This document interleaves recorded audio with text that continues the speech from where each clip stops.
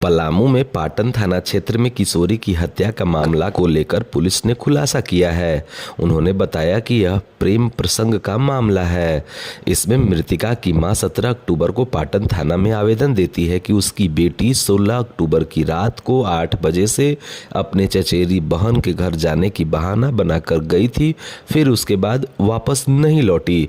उसके अगले दिन 4:30 बजे गांव के समीप स्थित तालाब में किशोरी का शव बरामद किया जाता है। मामले को गंभीरता देखते हुए एसपी ने एसडीपीओ मणिभूषण प्रसाद के नेतृत्व में विशेष टीम गठित किया है। टीम ने गुप्त सूचना के आधार पर लोइंगा निवासी युवक अरुण कुमार को गिरफ्तार किया। पूछताछ पे उन्होंने अपना अपराध स्वीकार किया है। एक माह पहले वह पंजाब से कमा कर लौटा था। उसने बताया कि उसे शक था कि उसकी प्रेमिका किसी और शख्स से बात करती है, इसीलिए 16 अक्टूबर की रात में उसने किशोरी को बुलाया, शारीरिक संबंध बनाया, इसके बाद गले दबाकर उसकी हत्या कर दी। इसके बाद उसका शव तालाब में फेंक दिया।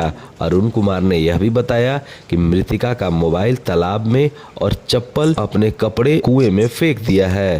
पुलिस ने निशानदेही पर मृतिका का मोबाइल, चप्पल और अन्य सामान बरामद किया है। राम लोहिंगा का एक आवेदिका ने दिनांक 17 तारीख को पाटन थाना में एक आवेदन दी कि उनकी नाबालिग बेटी 14 वर्ष की रात्रि में वो अपने बहन के यहाँ, चचेरी बहन के यहाँ सोने के लिए गई थी, परंतु वहां नहीं पहुंच सकी 8 बजे रात्रि में करीब, और वह गायब है। उस आधार पर जब वो देखी कि खोजबीन किया गया तो उस लड़की का शव बगल के ही एक तालाब में पाया गया। पूछताछ के क्रम में गुप्त सूचना ये मैडम के द्वारा, इससे पहले एसपी मैडम के द्वारा इसमें एक टीम का गठन किया गया मेरे नेतृत्व में, तथा उसमें पाटन थाना प्रभारी,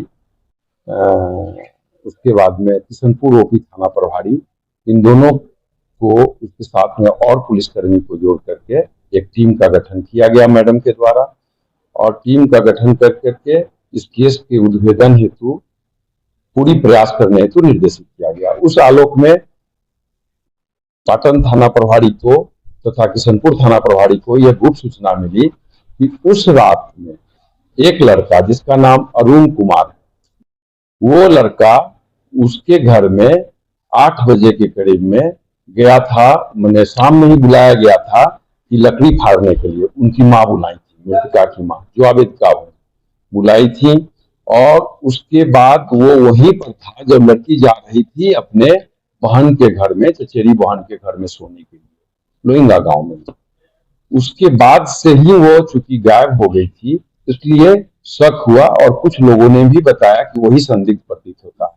उसके बाद में इन लोगों के द्वारा उसको बुला करके पूछताछ किया गया। पूछताछ क्रम में वह लड़का टूट गया, और टूट जाने के क्रम में वह अपना अपराध स्वीकार किया कि उसने ही हत्या किया है। अपराध में उसने ये भी बताया है कि उसके साथ में शारीरिक संबंध बनाया था, तथा उसके बाद में वो कहा कि तुम किसी दूसरे से भी तुम्हारा रिश्ता रहता है, ऐसे रहता है, बोल करके उसको और उसका गला दबा करके हत्या कर दिया। जबकि इससे यह प्रतीत होता है कि चूंकि उसके साथ में शारीरिक संबंध बनाया था, जैसा कन्फेशन में उसने बताया है, कि कल होकर करके बात फैल नहीं जाए, इसलिए हत्या करके सबको छुपाने के नियत से तालाब में फेंक दिया। प्रेम संबंध का वैसा कोई बात अभी नहीं आई है, लेकिन दोनों को एक दूसरे से जान पहचान, बातचीत होती थी पहले, बीच में फिर बातचीत बंद हो गई थी उसने बताया। लेकिन फिर वो पंजाब चला गया था कार्य करने के लिए, फिर वहां से आया 1-1.5 महीना पहले, बताया कि हम आए हैं। उसके बाद में फिर बात होने लगी। उसके निशानदेही पर लड़की के पास जो मोबाइल था, वह मोबाइल वह तालाब में फेंक दिया गया। आज लोगों का सहयोग लेकर करके इन लोगों ने, जो ओपी प्रभारी है, किशनपुर ओपी प्रभारी, थाना प्रभारी पाटन, लोगों ने खुजवाया। वो लड़की का मोबाइल मिल गया, लड़की का चप्पल उसने बताया था कि कुआं में फेंक दिए हैं, वो भी मिल गया। हत्या के रात में जो कपड़ा पहना था, वो अपना कपड़ा अभियुक्त खोल करके कुआं में फेंका था, वो भी कपड़ा बरामद हो गया कुआं से। तो को ठिकाने लगाने में किसी और का सहयोग किया? नहीं, सिर्फ अकेले था। बोला कि हम अकेले ही उठा करके उसको ले